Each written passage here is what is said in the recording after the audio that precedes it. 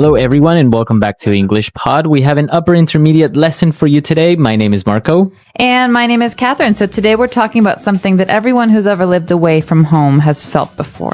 Right, and that's the word we're going to preview today. The word is homesick. All right, so let's take a look at that in today's language preview. Vocabulary preview. All right, so homesick. If you feel homesick or you are homesick. Well, yeah, you could say, I'm homesick right now, or are you feeling homesick?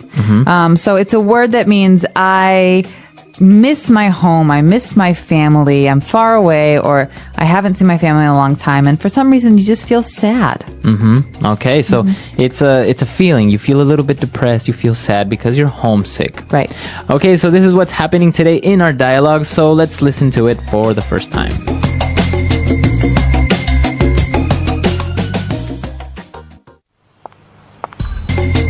Alrighty, we're back. So, yeah, I guess he's very homesick. Very homesick. And his friend is really worried. Yeah, but actually, I think this is common, right? To be homesick during the holidays, like Christmas, for example. Oh, man. It's the worst during the holidays because you think of all the traditions and all the things that you normally do at home and you're not doing them.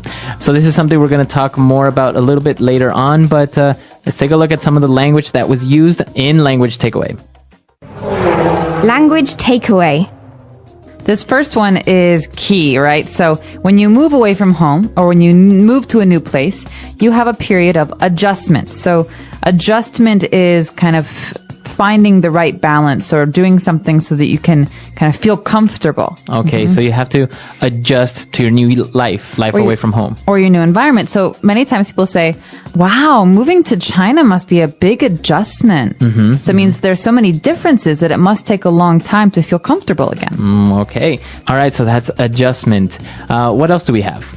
Well, we've got this next phrase that's really important, I think, but often gets overlooked. We say the comforts of home, right? Comforts of home. So comfort's pretty easy, right? Feeling comfortable. So you Right. have comfort. But the comforts of home are things that are different with every person. But those are things that you have at your home or your childhood home or your parents' home that make you feel good and feel happy. So they're not only physical things or objects, right? They can Right. be like your mom's cooking or maybe even just spending time with your family. Right, or reading the newspaper with your dad, or things that you're used to that you don't have anymore. And so those are the comforts of home. I could say, Marco, do you miss the comforts of home in Ecuador? I mean, do you have anything that's really... Of course.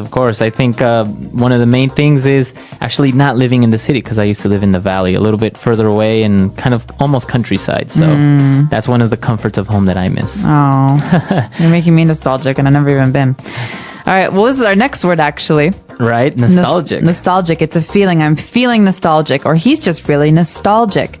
And so to be nostalgic is to kind of think about a time before, or, think positively about something that you experienced before. So it's not usually a bad thing. It's never a bad thing. It's Right. Nostalgia is a good, warm, fond memory of something. Of something from your past. So you start thinking of something from your past that maybe brings nice, warm feelings. Maybe a little bit sad because you miss those times, but it's usually thinking about the past. Right. So I have nostalgia for my childhood. I loved, summers in Chicago when it was hot and the kids would play in the sprinkler and I had my dog and, it's a happy feeling. Right. So nostalgia would be the noun and nostalgic would be the adjective. Exactly. All right. And our last word for today on Language Takeaway is bummed out.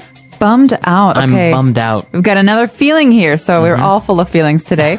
Bummed out is a sad feeling. So to be bummed is kind of slang and it means to be sad. Okay. Or disappointed. Disappointed. So you come into the office, Marco, and you look a little tired. I said, are you okay? Are you bummed out about something? I can say, yeah, I lost my wallet last night, so I'm really bummed out. Oh. Or something like that. So yeah, you feel bummed out when something bad or sad happens Right. to you. All right, so why don't we move on now to a couple of different phrases on Fluency Builder. Fluency builder. All right, this first one is something that you often say to old friends or family. When you're friends with someone, they go through periods of happiness and sadness. And so when someone's going through a down period again, you say, oh, we've been through this already. We've been through this already.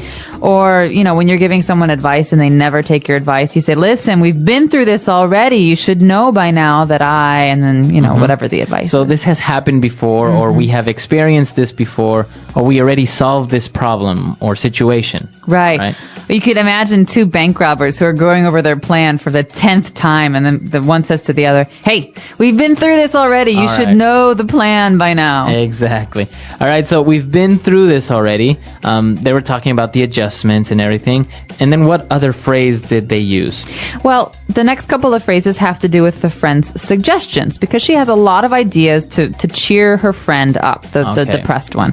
And the first thing she says is, hey, let's hit the dance club. Okay, let's hit the dance club, or let's hit the dance floor tonight. All right, so hit in this case doesn't mean like hit. Right. It doesn't mean you're punching someone. It means to go to or to do.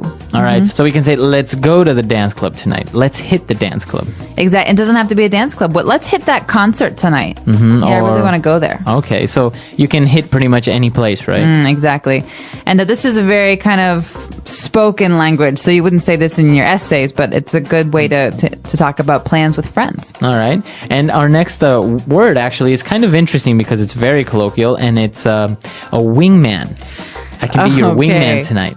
So wingman, you have to think about wing meaning side, not like a bird's wing. So a wing means side, and a wingman is a guy who will go with you to a bar or a club to kind of help you find a date or a girl or someone to talk to. Okay, so this person, this wingman, usually keeps you company and helps you decide maybe what girl to talk to, or maybe even introduces you to someone.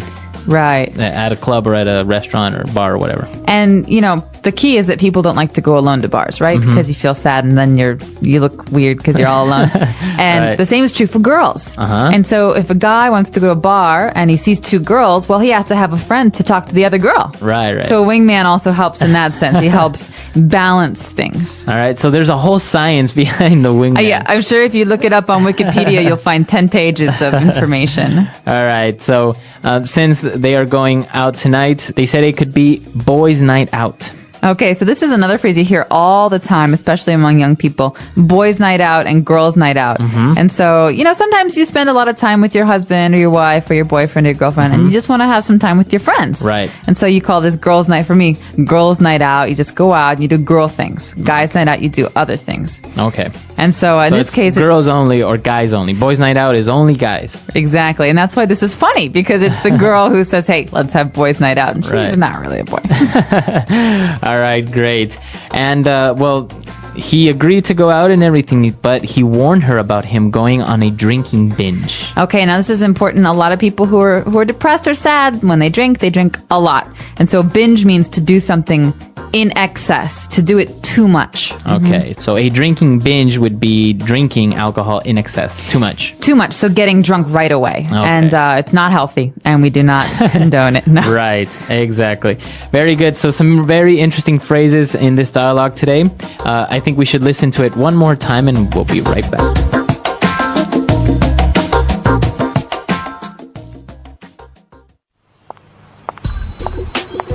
Tom, how are you? Hey, we missed you at the party last night. Are you okay? I don't know. I didn't really feel like going out.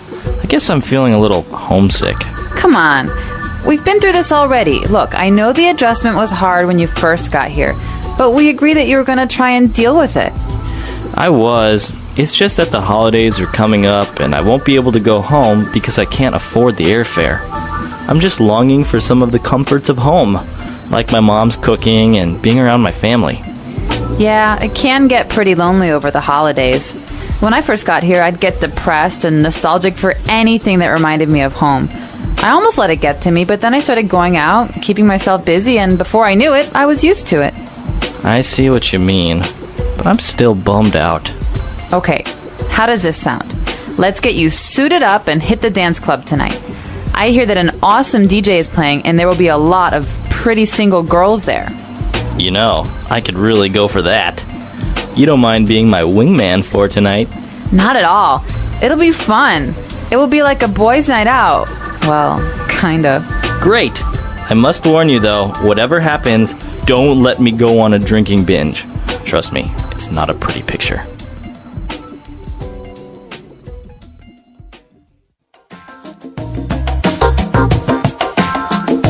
All right, we're back. So, speaking of homesick and holidays, do you actually get very depressed or homesick during Christmas?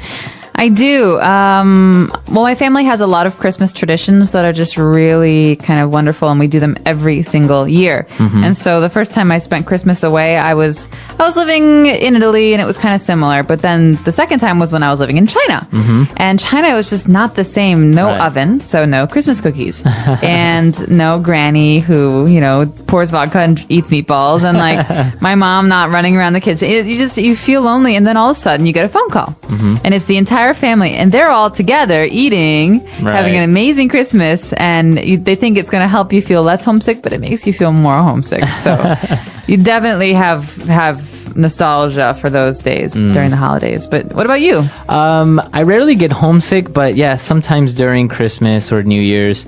New Year's, we usually have more unique traditions in Ecuador.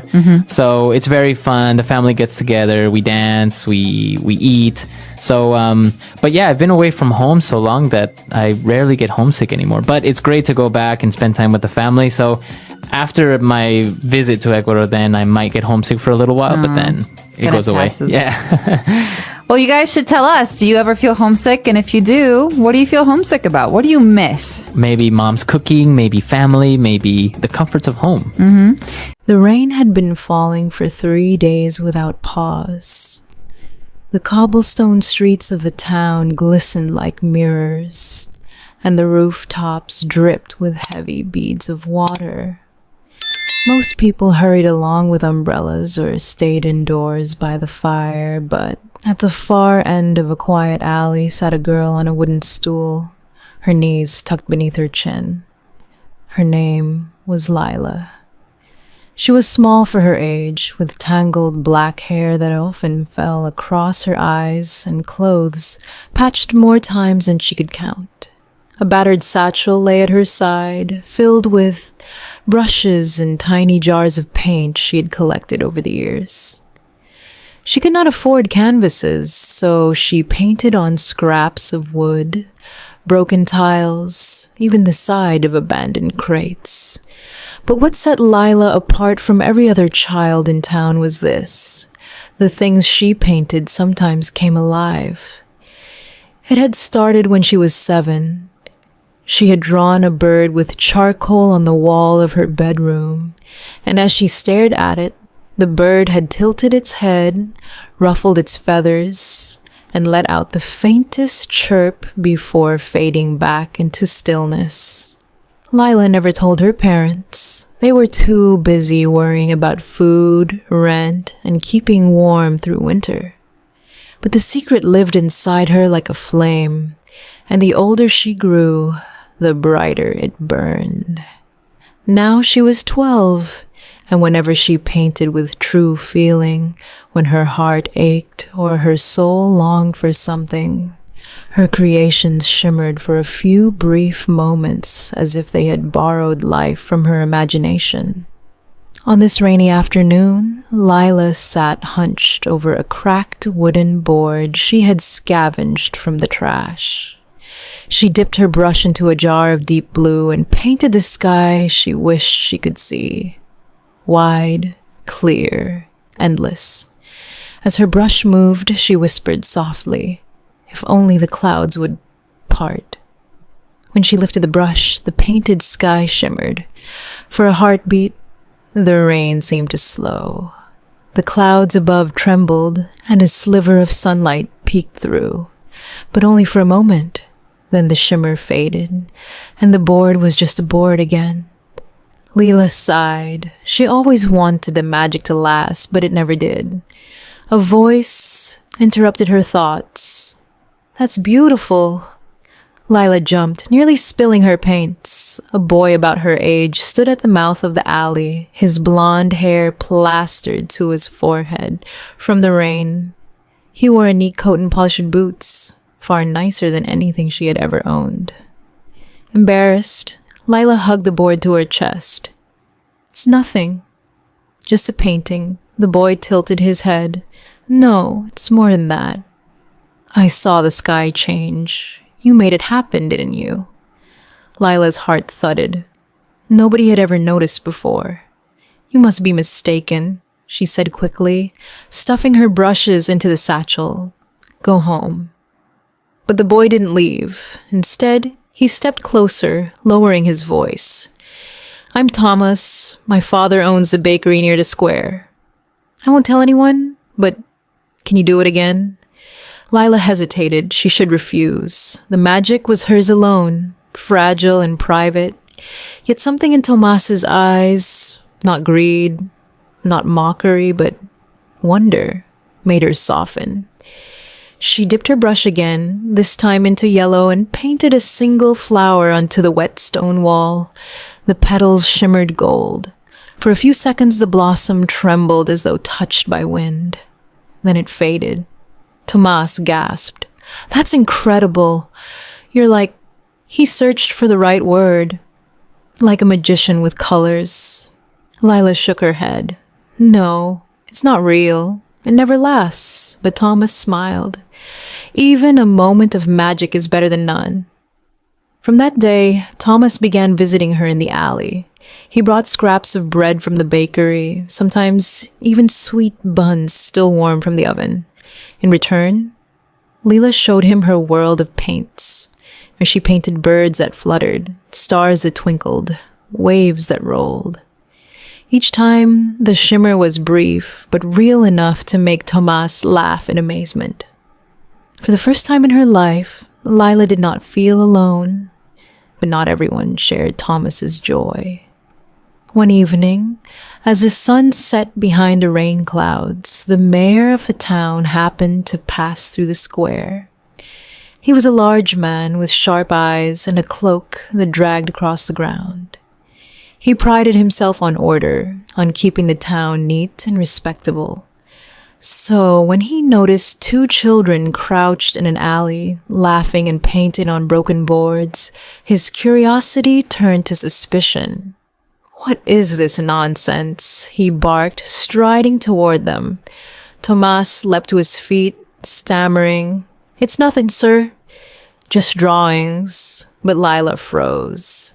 The brush slipped from her fingers. On the wall behind her shimmered her latest creation, a painted horse, rearing on its hind legs. The shimmer had not yet faded, and for one terrifying instant, the horse seemed alive. The mayor's eyes widened. He seized Lila's arm. Witchcraft, he growled. Sorcery. Lila's chest constricted. No, it's just paint. But the mayor's grip tightened. You will come with me. This kind of trickery cannot be allowed in my town. Thomas tried to protest, but the mayor shoved him aside. Lila was dragged through the streets as people turned to stare. Her satchel spilled open, brushes and paints clattering onto the stones, but she could not break free. That night, she was locked in a cold storeroom beneath the mayor's hall. The door clanged shut, leaving her in darkness. For hours, she sat trembling. Was she truly cursed? Was her gift a danger? Tears slid down her cheeks. For the first time, she wished she had never touched a brush. But at midnight, a soft scratching sound woke her. From the shadows on the wall, a shape emerged. A bird painted in charcoal, wings stretching. It glowed faintly, then hopped down beside her. Lila gasped. You're one of mine. The bird tilted its head, as if nodding. Then it fluttered toward the locked door. Hope sparked in Lila's chest. She grabbed a piece of wood lying in the corner, dipped her finger into the last smear of paint on her sleeve, and drew quickly. A key, golden and bright. She focused all her longing, all her desperation into the lines. The key shimmered, then dropped into her palm. Her hands shook as she slid it into the lock. With a soft click, the door opened. The painted bird flapped its wings once more, then faded into nothing. Lila stepped into the hallway, heart racing. She ran through the silent building out into the night. The rain had stopped at last, and the moon shone through tattered clouds. She ran straight to the bakery. Tomas was waiting, as though he had known she would come. His eyes widened when he saw her. "You escaped." Lila held up the fading golden key. "My painting saved me." Tomas looked at her with awe. "Then your gift is not a curse. It's a miracle." But Lila shook her head. "The mayor won't see it that way. He'll come for me again. I can't stay." Thomas clenched his fists. "Then I'll go with you." She stared at him. "You'd leave your home. Your family?" His eyes softened. "What is a home without wonder? Without dreams?" For the first time in days, Lila smiled. They left the town before dawn, walking along the muddy road with only the moon to guide them. Days turned into weeks as they traveled from village to village. At first, people were wary of the strange girl with her paints. But when Lila painted their wishes, a lost lamb, a missing ring, a fading flower, and her creations flickered into life, their fear turned to gratitude. Word spread of the girl who painted dreams, yet the gift was not without cost. Each painting left her weaker, her hands trembling, her vision blurred. Sometimes she collapsed after giving too much of herself. Tomas carried her brushes, reminding her to rest, but Lila worried. One night, by the fire, she whispered, "What if one day the magic takes everything from me?" Tomas looked into her tired eyes. "Then I'll still be here. Because even if the paintings fade, you remain, and you are enough." His words filled her with warmth, deeper than any fire. But months later, they reached a great city where rumors of her gift had already arrived. Crowds gathered to see her work. Nobles begged for paintings, offering gold and jewels. But Lila noticed something strange. The more greed filled the requests, the weaker her magic became. The shimmer lasted only a breath, sometimes not at all. One evening, the king himself summoned her to the palace. He sat on a throne of marble, surrounded by guards and courtiers. His eyes gleamed as he said, "Paint me a future where my kingdom never falls." Lila froze. I don't think I can." The king's smile darkened. "You will." She lifted her brush with trembling hands, but no matter how hard she tried, no image formed. Her heart was empty of such greed. The courtiers began to whisper. The king's face twisted with anger. "You are a fraud," he thundered. "Take her away." Guards seized her. Tomas shouted, struggling to reach her. But in that desperate moment, Lila understood. Her gift was never meant for power or wealth or vanity. It was meant for hope, for kindness, for love. She dropped the brush and shouted with all her strength, "Dreams are not chains to bind the future. They are wings to lift the present." Her words echoed through the hall. And then something extraordinary happened. The walls of the palace shimmered. Paintings bloomed across the marble. Stars, rivers, forests, skies. They were not hers alone, but drawn from every dream she had ever sparked in others. Children she had helped, families she had comforted, strangers she had inspired. Their collective hope poured into the palace, filling it with light. The guards froze, their anger melting into awe. The courtiers wept. Even the king lowered his gaze, his pride crumbling before the flood of dreams. When the shimmer faded, Lila stood trembling but free. She turned to Thomas, who caught her in his arms. Together, they left the palace. Years later, storytellers would speak of the girl who painted dreams. Some said she vanished into the stars. Others claimed she still wandered the world with her brushes, bringing hope wherever she went. But Thomas, who walked beside her all his life, knew the truth. Her magic was not in the paint, nor the brush, nor even the shimmering moments. It was in her heart, the courage to believe that even a fleeting dream could change the world. And though her paintings always faded, the hope they awakened never did.